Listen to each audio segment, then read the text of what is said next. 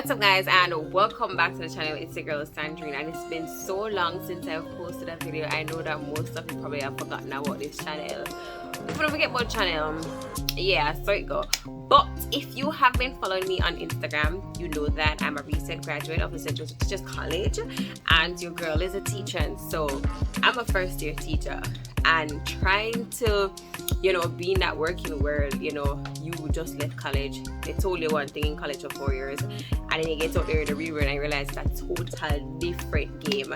I will talk about that for my teachers college people on here, but I'm here nonetheless to give you some information on all you need to know about your work and travel experience. All right, let's go. So welcome one and all. And so in today's video, I think I want to start from like the basics before I get into more interesting details that you all want to know. Well, most of you want to know, especially for first timers. So this video really is mostly for first timers, and I'm going to touch a little bit on the interview questions. Now, most of you, I'm going to have my Instagram right here running on the screen so you can see it, you can DM me. I know that most persons, when I go to my page, I realize that my page is private, but people, you can still send me a message. You can still send me a message even though my page is private. If it is that you want to follow me, sure, no problem. But there's a reason why I have my page private. I'm working on it, there's nothing like bad on my page or anything. It's just some personal reasons why I have it private. But you can still send me a message even though it's private, or if you want to send me a follow request, sure, no problem. I'll answer any questions at all you have. As I mentioned that, like, the amount of questions I've been answering, and you know what? Let me just shout out the people who have been messaging me on Instagram. Like, listen guys, I don't bite, and so I get like a lot of questions daily, and so I answer them to the best of my ability. If I can't answer them, I know that I tell you that. And so let me just say thank you for the persons who have been reaching out on Instagram. And so you realize there's a lot of conversation really happening on Instagram more than here. So if you're not following me on Instagram, go and follow me, or just find my page and you can ask me any question at all that comes to your mind. I'm answering people at 11 o'clock at night, 12 o'clock at night, 1 o'clock at night. So please, as long as I see the message and I'm available to answer, then I will answer the message for you, right? But for today's video, I want to talk about like the whole first step processing, like how it goes from registering all the way up to embassy. And the reason why I want to address this question is because I have been getting a lot of first years in my DMs, and I know many persons are kind of nervous, they're kind of shy, they don't know what the process is like and so forth. So let me tell you, I'm going to go all the way up until the embassy. So for the past couple months, let me just say months, persons have been DMing me saying, "Equated, how is the process?" The first thing they want to know, they don't even start registration, but the first thing they want to know is the embassy. Am I going to get through at the embassy? Okay, so here is this. Let's take it step by step. Step 1. Make sure you find a good agency that you trust. Right? When you find your agency that you trust, then you can go along and you can start your registration process. When you register, most companies in Jamaica, they normally have you pay a registration fee to the agency, which is probably nothing more than 3,500 Jamaican dollars. And then they tell you the program fee. The program fee is the J1 program, right? And that is normally in US dollars. Now, one thing you should know is that each year that you go on work and travel, the cost of the program increases by 100 US. So last year it was 1635 thereabout. This year it's 1735 or 50 or whatever the agency chooses. That's how it goes, right? Now, my first time in 2018, it was 1,400, and so you see what I'm saying, right? It goes up by $100 each year. But the good thing about it is that most companies, they offer their returning students discounts. And so what I normally suggest to students is that ensure that while you are on work and travel, I know it's kind of hectic because you're working, you're back and forth between your main job, your second job, and all over the place. It's kind of hectic, you know, to really be keeping up to date with your emails.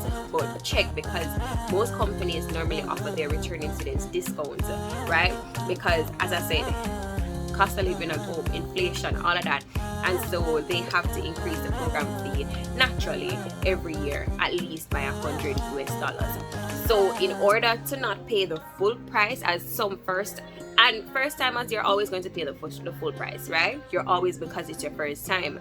But for those who have went and gone, you know, want to come back again, please look out for the early bird specials. And so if you find that, you will be in luck.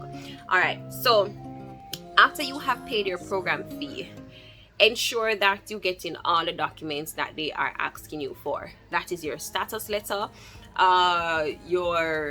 what would they need? Your status letter, some resume, references. It all depends on the company and so forth. You know, things like those. Letter of completion if it's your first year, like you just entered university.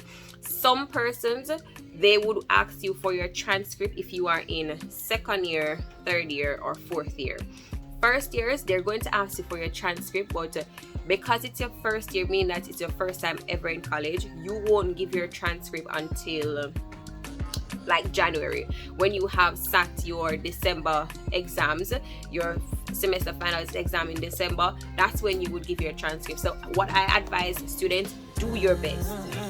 Do, especially first years, do your best on your December exams, because you want a nice juicy GPA going in, because that GPA, let me not say this because I don't know when you'll be watching this video, but that September to December first grade as a first year university student will be the determining factor, you know, when you go to embassy, if it's below 2.2 or whatever the case is. So do well, because people forget the part where when you go to the embassy and your GPA is below 2.0, and I'm just saying 2.0 because that is like the standard average that they want.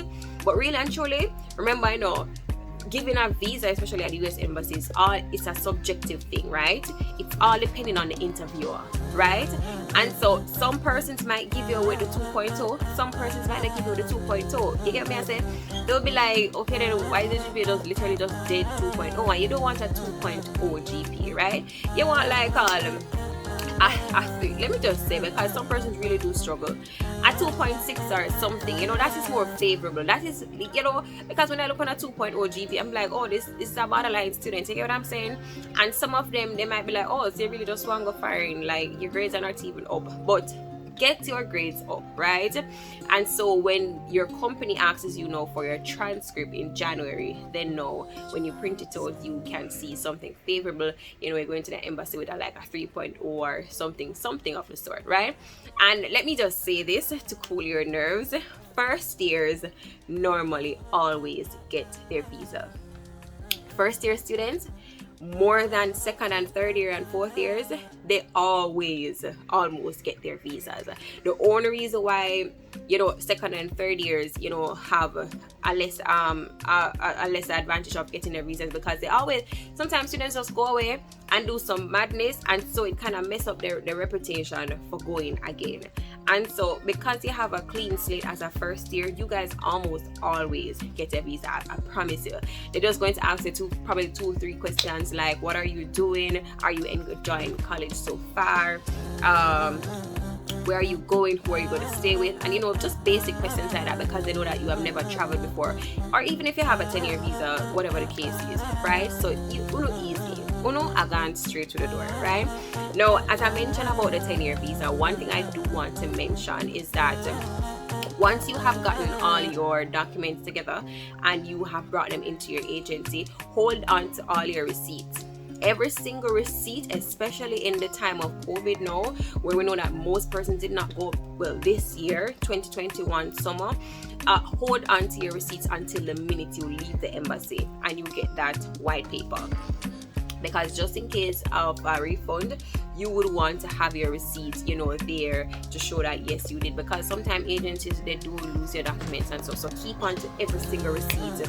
Your mother, I make sure you put it under the bed, please, I beg of you, right? And so keep all your receipts. Now, some persons are very iffy. Some persons are very like suspicious about work and travel. work and travel is a very legit way to go away to the US, earn money, experience different cultures. Today I have so many friends from all over the world. Like it's so unreal to me. Like when I tell my students, like, oh, I have a friend from here, I have a friend, Missy, I have a friend from everywhere. I'm like, yes. And so it is an opportunity that seems so far-fetched, but yet it is so real.